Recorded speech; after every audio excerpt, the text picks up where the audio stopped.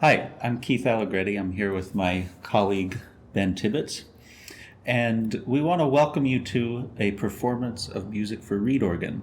So I thought we'd have a quick conversation here about the instrument behind me and what it was like writing for it and playing for it, and then we're going to show you some music. Yeah, this was a project that was a long time coming. I think we began this back in March or even sooner than that. So what is that, over 9 or 10 months? Yeah, it was a while. So what led to you first getting this reed organ? What inspired you to So this project? I was contacted by a woman who was selling the reed organ and just wanted to find a new home for it. I said, that sounds pretty cool. I'll take a reed organ from, we think, the 1800s, probably 1885 is the estimated date of the reed organ based on the serial number. Came with a lot of dust inside and a lot of work to be done. But I was immediately inspired to do something like this. And since you had helped me a little bit with the organ, I figured we'd collaborate on something. Music for voice, music for solo organ, whatever we wanted to do. So this is the result of that. Yeah. So I've always been interested in composing for different sounds and timbres. And one of the pieces actually that's on this album that you'll hear is When Love Beckons to You. It was originally designed for countertenor. And it was for countertenor and organ and piano. And countertenor is strange enough, I guess, but I thought I'd try a reed organ too. There's just something about trying out new sounds and new textures that I find is appealing and useful to me for the creative process. It just brings out new things in me. So for me, it's new sounds and it's also new playing techniques. So could we talk a little bit about what it was like for you as a pianist coming to an instrument like this and what the differences and challenges were? Sure. There's one obvious difference that might not, well, it was obvious to me, but it might not be obvious from the outside. And it's just the fact that when you play the piano, no matter what you do, the sound will decay. Yeah, you can. Yes, exactly. Once you plunk, the sound will eventually fade away, no matter how hard you press. The note is in God's hands. Yes, the note is in God's, out of your hands. And the thing that's different about this instrument is it's fundamentally a sustaining instrument. It's more like a wind instrument. Yeah. You pump the organ with your feet, and in doing so, you control the volume.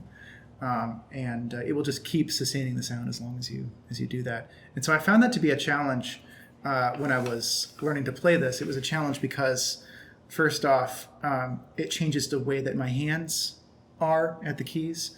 And it's also a challenge because of this additional factor of managing the feet, which you got quite good at. Yeah, it takes some practice to really get it efficient, but it's still a workout to play this instrument. I think I get more tired playing the organ than I do playing the piano. Yeah, I was reviewing this footage, and you can actually see sometimes us moving. Yep. And it's because of this behind the scenes pumping like a bicycle. Yeah, it's a lot of fun. And something you said about the attack of the notes was interesting to me because fast music works great on piano. It was harder to make fast music work really well on this organ because the attack is like, yeah. And that was an interesting challenge. You will hear some fast music here, a couple fast pieces. I think those are the hardest ones because you have to pump really hard to get good attacks, especially on the high end of the organ. And it's just more of a challenge than playing piano. Yeah, no, definitely. And it's also just an older instrument, so it's not as consistent as you might expect from, say, a synthesizer, or a brand new organ. Although it sounded great, this also raises the question of stops. Different stops would have different response times, more or less extreme and immediate attacks. And that was also a challenge for me when I was composing Odette, especially. I found that I was hesitating and deliberating over the attacks because it's really the same challenge as orchestration. You're trying to decide upon your textures, and there's just a lot of calls that you have to make. You can almost feel like a kid in a candy shop at first. You got all these stops in front of you, and you have to decide which ones they do. And it's really about understanding what they do. And for me, that meant going inside the organ.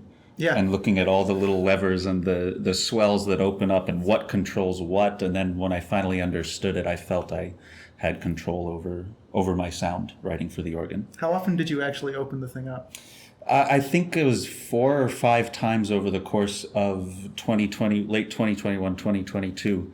And I'd glue some felt into there, fix a stop that actually just wasn't working. And there was a lot of dust to clean out of there. I mean, we're talking decades and decades of dust.